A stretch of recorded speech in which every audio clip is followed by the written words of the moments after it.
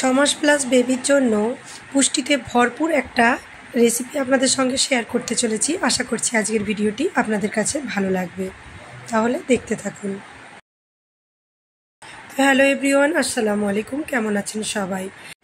এখানে আমি এক টুকরো গাজর নিয়েছি। গাজরটা ভালো করে গ্রেট করে নেব। ছোট বাচ্চাদের জন্য গাজর খুবই উপকারী একটি খাবার। এতে থাকা ভিটামিন এ দৃষ্টিশক্তি বাড়াতে সাহায্য করে এবং রোগ প্রতিরোধ ক্ষমতা বাড়ায়। এছাড়া গাজরে থাকা ফাইবার হজমে সাহায্য করে এবং কোষ্ঠকাঠিন্য প্রতিরোধ করে। গাজর শিশুদের বিকাশেও গুরুত্বপূর্ণ ভূমিকা রাখে।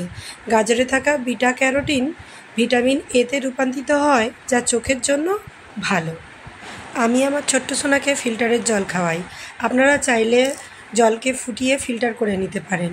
এখানে আমি ফিল্টারের জল দিয়ে গাজরটা ভালো করে সিদ্ধ করে নেব।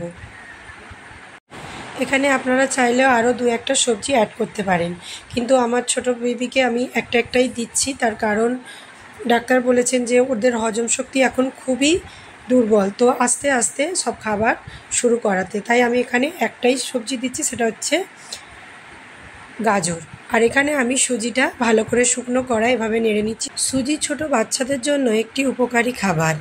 এতে calcium, iron, magnesium, phosphorus, potassium, sodium, zinc, thymine, vitamin এবং ফোলেটের মতো প্রয়োজনীয় পুষ্টিগুণ উপাদান রয়েছে।